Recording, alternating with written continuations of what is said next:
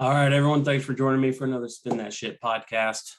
Very thrilled to say that we have Cristina Vane on the show, and she can flat out play. I mean, whether it be slide, blues, guitar, or clawhammer, banjo, and some of the other things she mixes around, and she's got a great voice too. I think she's a super artist and one to look for.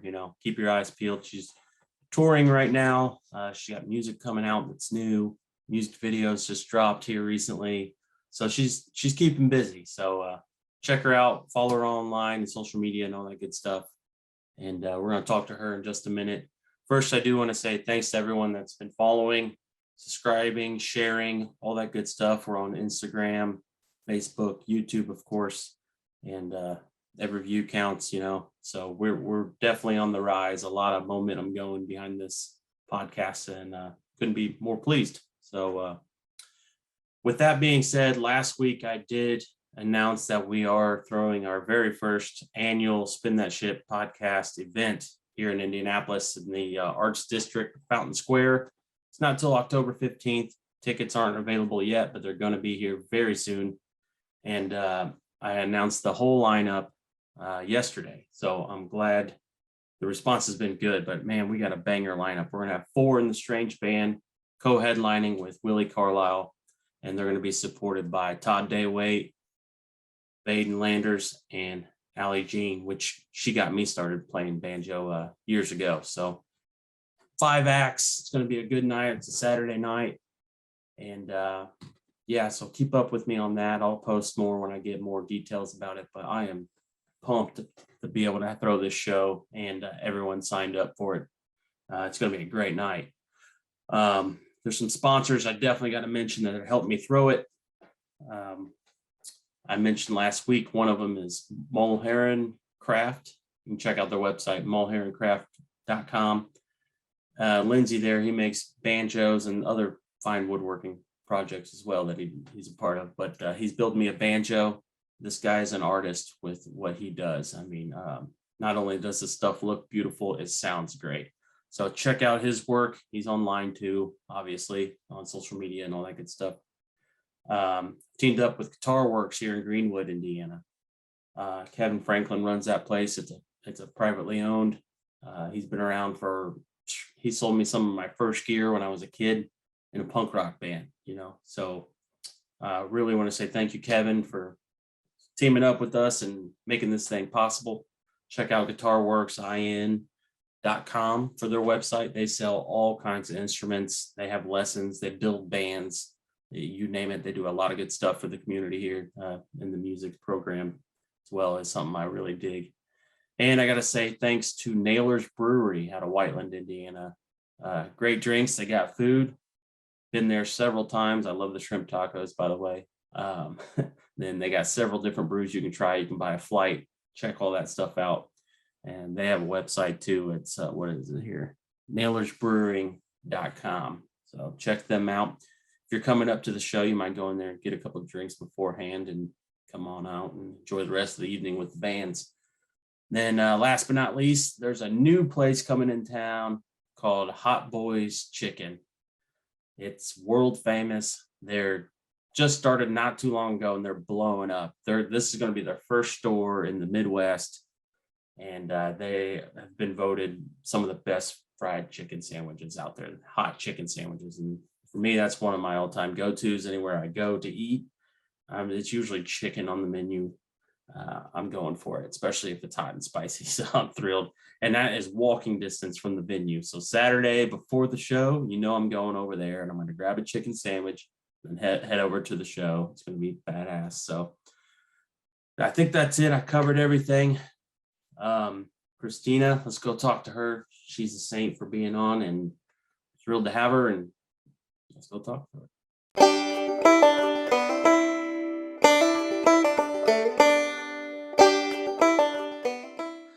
Well, thanks for spending some time here and chatting a little bit about music. Yeah, totally. Thanks for having me and for being patient through that, whatever that was. Yeah. I don't know. I started following you a couple of years ago and noticed that we had mutual friends and that sort of thing as well. yeah, just kind of want the backstory, like where you got started and all that good stuff. I know you was overseas and then came here. Yeah. So I was born in Italy and grew up mostly in France, and the whole time I was pretty into singing. I always loved music. I played piano and sang in choir. Then I picked up the flute in middle school, and that was sort of my like first real love with music besides singing. And then I started writing songs like in high school, probably.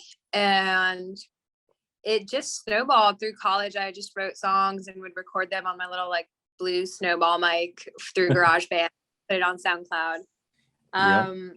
And I got to try recording for the first time as a graduation present from my parents, was like to go record a couple songs at a studio.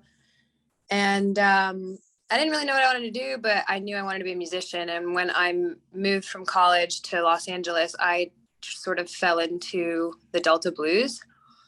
And that has pretty much defined the rest of my musical career because it really inspired me to get into American roots music. I am, half American. My dad is American, but we didn't grow up listening to blues or bluegrass or any country really even. So it's been like a really crazy place to end up because, the tradition is so strong in a lot of the genres that I really love. So it's sometimes funny to come at it from like the outside or newcomer perspective, but everybody's really welcome. They're just stoked that you like their kind of music. Yeah. I think it's interesting. That's cool as hell. I'm not as well traveled. I would like to get over, but Well, it's not going anywhere, hopefully. yeah, my father-in-law, he lived in Paris for a while in the summer months for a few years, and he was taking cooking schools and all that good stuff. So I benefit from that on Sundays. Yeah, I bet you do. The food there is bomb. Yeah. So what's some of your favorites? You mentioned Delta Blues kind of just took over your world. Yeah, Skip James was the first thing that really rocked my world. And Blind Willie Johnson around the same time. I was always into not 12 bar blues mostly. These sort of either modal sounding or like, even minor sounding blues I really loved. So I got into Skip James by Rory Block, who is an amazing guitar player from New Jersey, and she does a lot of tribute albums, and that's how I found his music. And Mississippi John Hurt was the same thing. And and then I started experimenting. Well, I had already been playing slide. That's the funny thing. I saw a person in London the summer before playing a lap slide, and I was like, what the hell is that? I have to have it. I have to learn, but I didn't want to relearn how to play on my lap. So I just did bottleneck slide instead. And then when I found the blues, it all kind of like made sense. And I was like, oh, like this is where this is coming from. Obviously it comes from Hawaii as well. And like a lot of different things melding into what to slide guitar. But yeah, so I just started to work on that and started to work on fingerstyle guitar playing, and it all kind of was like this perfect storm. Yeah, that's cool. I like this new one you just came out with. How you doing? The vamping on the harmonica and all that, it is catchy. Yeah, I think it's the first time I've had harmonica on a record. My friend Jake Friel is just a really great player, and he definitely gets it. I feel like harmonica is one of the easiest instruments to overdo it on, and Yeah, he's a really stylistically awesome player. So yeah. So you're mixing the worlds though, like, so not only you're playing steel guitar at your shows, you're picking up like clawhammer, banjo, and that sort of thing as well. Yeah, I guess that it started almost like out of not necessity, but when I went on my first like long tours, like 5 months, and I was just sometimes had a lot of time to fill, and I was getting really into the banjo and learning all these like old time singing banjo tunes. So I would sort of feel it out, and most of the time I was just like, no one really cared anyway what I was doing. So I would play banjo, and some shows I used to go through the same amplifier. Like I would unplug my guitar and then just plug in the banjo to the amp and like put on a clean tone, and it was fine. Honestly, it worked great. But yeah, so I don't know. I just started doing that, and then I stopped doing that for a while, and I felt like I had to separate those two things and like just do the string band and just do the rock band. And then I found Jamgrass, and I was like, oh, like I can do both things at once. And that's kind of where I'm experimenting with now, is not quite jam realm because we don't really jam, but we do have like drums with some banjo sometimes because I have a trio when I can. So I'm not, I could just ask the drummer to leave, but I actually like drums with bluegrass when it's done in a certain way. So yeah, so it is definitely a mixing of things, and I'm not like a purist or a traditionalist at all, but I love traditional music, so it's kind of a funny thing. Yeah, I'm with you. It's hard to, especially some of these old timers, they just can't go outside that box. It's like a sin, like you do not do Totally. this, don't do that. No drums allowed on Yeah. bluegrass or else. And I'm like, okay, there's a few very famous bands like Jimmy Martin that might have something to say back to those people, but I don't really mind. Like, if you don't want bluegrass with drums, then don't come to my show. Go to a trad fest.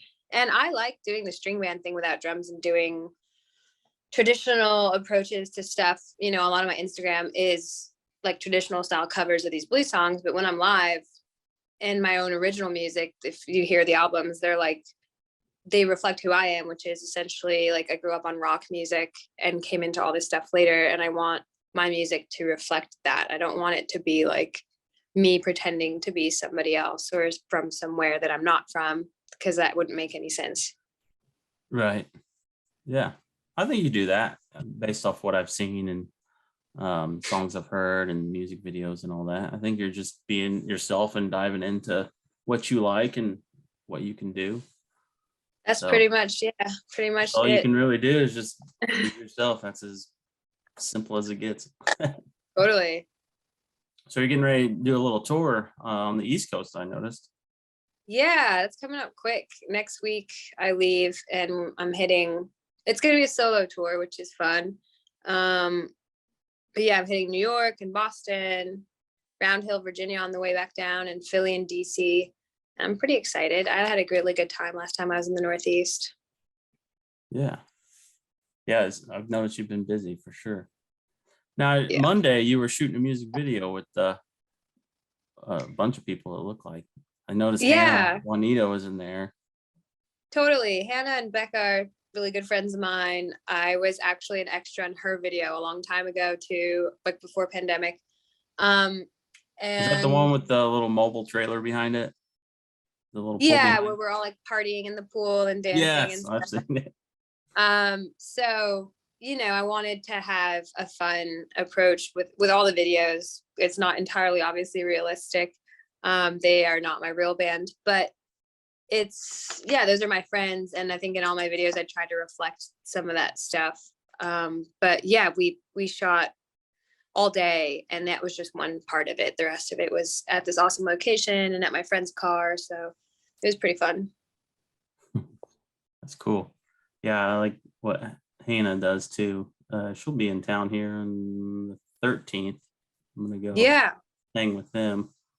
Awesome. Probably do another interview or something, or film something, who knows. Hell yeah. So you have what on this next project, as far as, and you're constantly working on music, but like the next record, what can you tell us about that? Well, it's coming out pretty soon. The second single is a banjo tune that's going to be out in like probably a week, I think, or like 10 days. So I'm really excited about that one. And you can expect like a similar but kind of different, where there's definitely like a mix of banjo and slide guitar. And the banjo tunes this time are like pretty much fully fleshed out with a string band. And it's Bronwyn and my friend Carl, and I did a co-write with Kyle Tuttle, who's a banjo player too. So there's a song where there's two banjos. But then the rest of it, it's actually a little bit more of a return to rock or blues rock. I think because of the instrumentation in the first record, I had some pedal steel and some dobro and stuff that's like super country.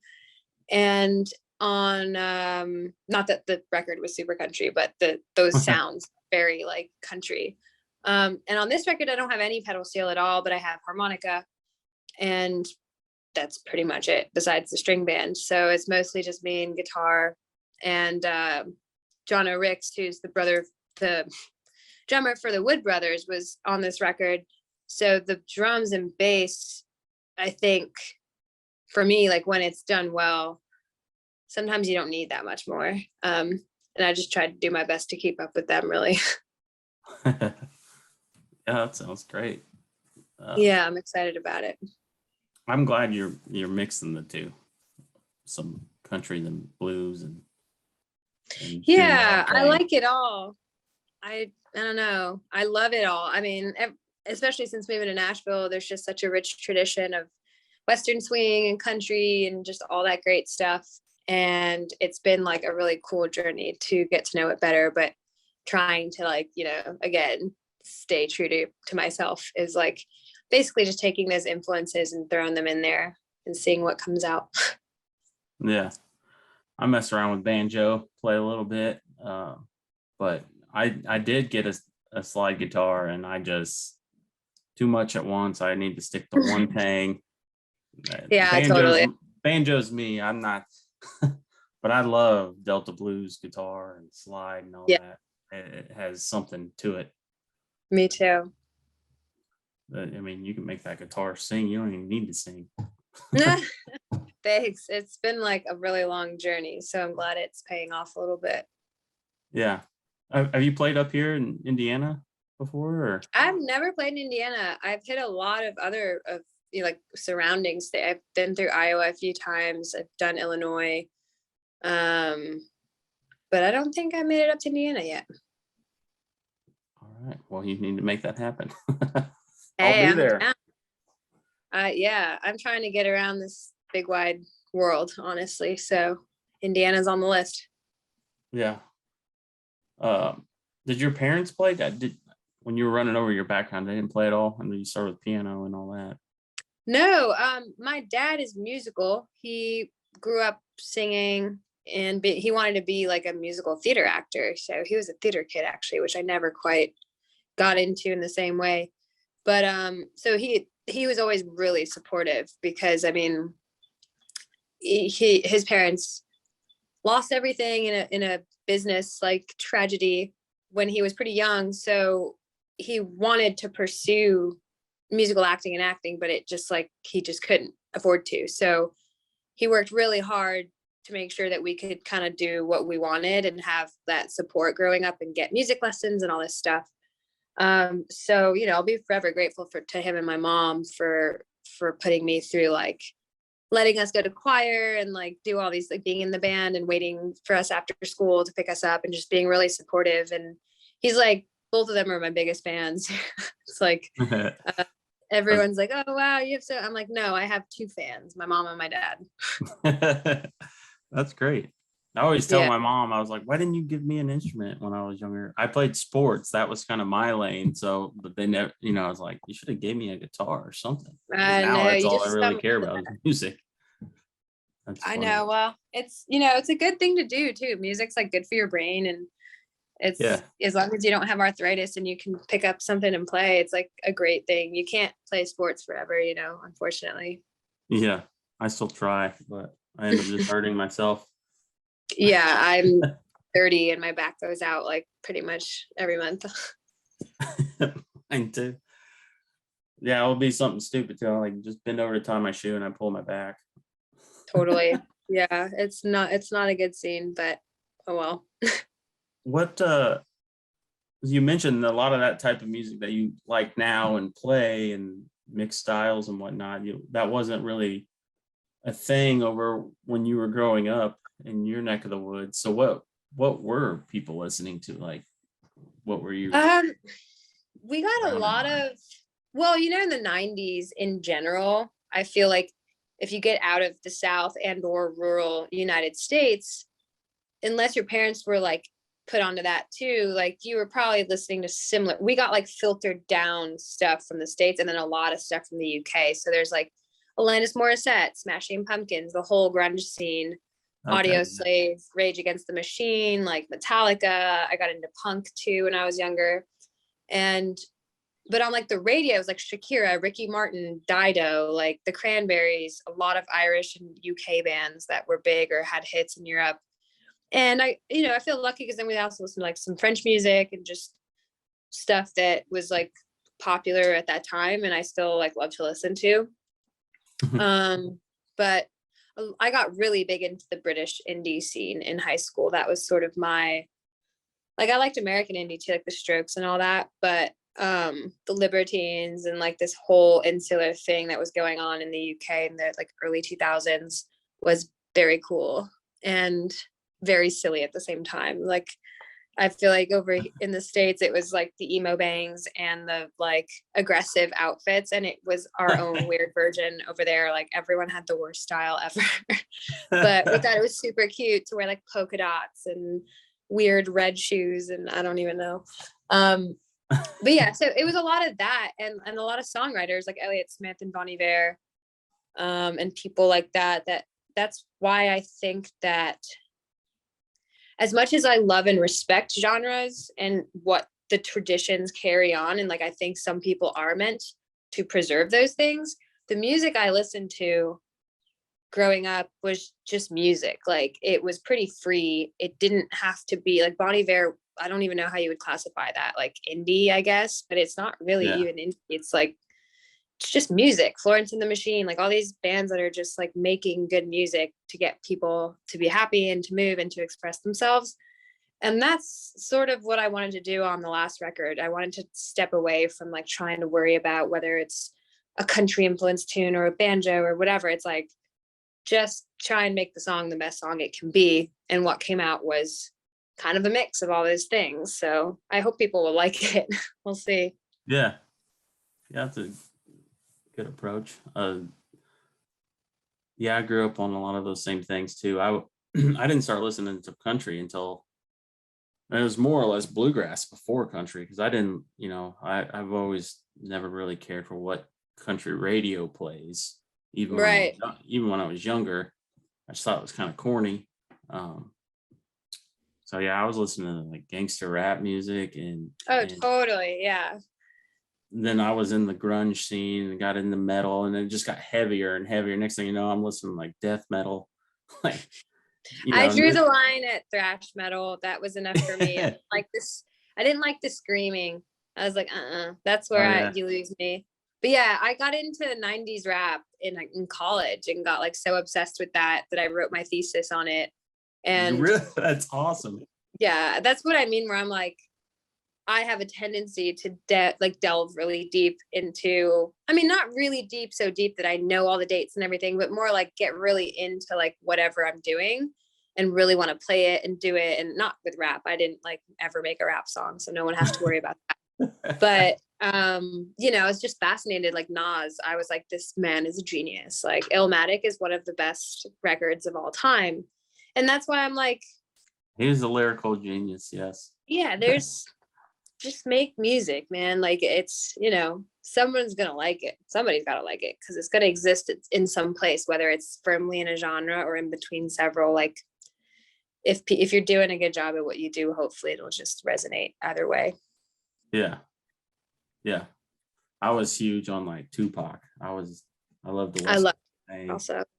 Yeah, somewhere around 2000 when rap music started becoming more club music, repetitive, and that's when I kind of quit listening. But I actually really loved a poet, Yeah, I mean, I definitely agree, and I got into electronic music pretty heavy in college too. I mean, it started in Europe in high school with just like you go to a club. Mostly it was bad rap music that they would play at a club, but some of them there were like clubs that were just like minimal music only, like very Euro vibes. And then I went to the States and like would go to raves in New York and went to like a lot of festivals, like just for electronic music. Like I love dubstep, I love minimal, I love house. Yeah. I was like, yeah, Dead Mouse, like that was, totally part of my musical journey as well. And that's not in like the music I write, but I do think there's a place for everything. You could remix your album, make a dubstep.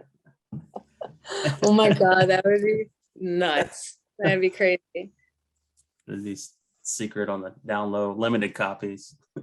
I mean, I'm just putting it out there. If there is a DJ listening to this at some point that wants to remix How You Doing, I'm like, that could work. That could totally work. Yeah, I'm sure it can definitely be done. I just got a few more questions for you before I turn you loose. I don't want to take up too much of your time. Who's an artist out there that you would like to work with? Is it either behind the scenes or sing with or on any form, really? I don't know if this answer counts as like real, but Ray Wiley Hubbard has put out a new record and like he's been on the radio a lot, and I just like love everything I hear, and I feel like he would be a really wild person to write a song with or open for some shows for him or something. That would be like really cool. Yeah. I think Amethyst Kia is amazing, and I feel like if I ever got a chance to collab with her or to open for her or something, that would be really cool. Same with like the Wood Brothers or some of the like bluegrassy bands too. I was supposed to be a guest on Billy Strings's Deck the Halls Christmas show, and it got canceled. So that was like the closest thing to one of those dreams coming true. So he's another person that obviously would be like so cool to work with in the future. Yeah, there's all kinds of really great people doing really great stuff. But those are some of them that come out and stand out to mind. Yeah, Billy Strings. Wow, dude's a monster. Unreal, yeah, he's crazy. So the other one is, if you had a free evening to do whatever you wanted, this is more of a fun question. What's like your vibe? What do you like to do for fun? So people can get an idea what Cristina likes to do. I love kayaking. I love hiking and backpacking. So that's not an evening, that's like usually a day or a couple days or an afternoon at least. Weekend but trip. Yeah, I love doing that. I actually like gardening a lot too. I don't think this summer that I'll have like the most awesome garden because I'll probably be gone a lot. But I like got into it during the pandemic, like a lot of other people, and also got into my indoor plants. So definitely just in general, plants are now a big interest of mine. I love to cook sometimes, not this week, apparently. I just want to order out this week, but most of the time I like to cook too. So a good evening is usually like a good dinner, and I'm, play some music either before or after, and hang out with my cat because she's like my favorite person in the whole world. So that's pretty much mostly my interests. I have I like to take film photos, and I used to really like skateboarding when I lived in, like longboarding and cruising around the beach when I lived in LA, which is just kind of a location based thing. I like going on walks and that kind of stuff here. That's pretty much it. I think I was getting into like soldering and trying to work on guitars and work on pedals and stuff, but it kind of died when pandemic, like when I couldn't get like my hands on any guitars to work on or anything. I was used to work at a guitar shop, and I would just get like some of the broken ones or whatever. And I just kind of lost steam on that, but that was a brief interest for me too.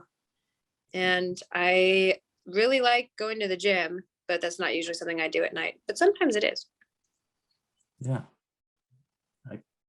I'm right there with you really on all of it. I used to skate, and I love being outdoors. I got a kayak and I fish a lot. I never thought I would be a kayak person. I don't know. It was like pandemic changed a lot of stuff. And I feel like this summer I will get into my boat, but will never probably be able to do it the same as it was when I had nothing else to do. And it was like, I could go like every day if I wanted to the Harpeth and just put in and for a solo loop. I would sometimes go at like 5 a.m. just to like watch the Really? steam rise and see all the animals and stuff. Awesome. And yeah, well, it gets so hot here in the summer too that sometimes it's just like actually a lot nicer to go in the morning and like actually wear a sweatshirt. Beat the heat. Beat the heat. But yeah, so I'm sure that, I don't know, life is just different now and I just don't have time to do all those things, I guess. But that's because my main passion is back. So I guess I'm grateful for music, being a thing again. Yeah. But sad I can't kayak. You just have to take it with you on tour, and anywhere there's a spot to slip in, you could just go. Oh my God, that'd be hilarious. Quick dip. Just roll up to the venue with my kayak on top, like, yo, what's up, guys? Just got the yak. That could work. Well, Yeah, I appreciate you taking the time to talk with me here. totally. I'm a fan, so I'll be Thanks, Justin. following along, and when you come to Indy, I'll hit the show for sure. Yeah, I'll let my bookers know we got a new target to put on the map, but Yeah, there's just a lot of towns in the USA. yeah, there is. Fountain Square is the arts district for Indianapolis, so that would be the area to kind of look into for venues, and there's all kinds of stuff, really. Cool.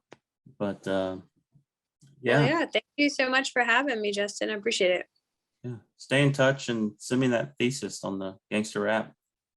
No, it's I want to read it. cringy. My conclusion was essentially like, rap is amazing. And it was just like 100 pages of me proving why I think rap is like a really empowering art form.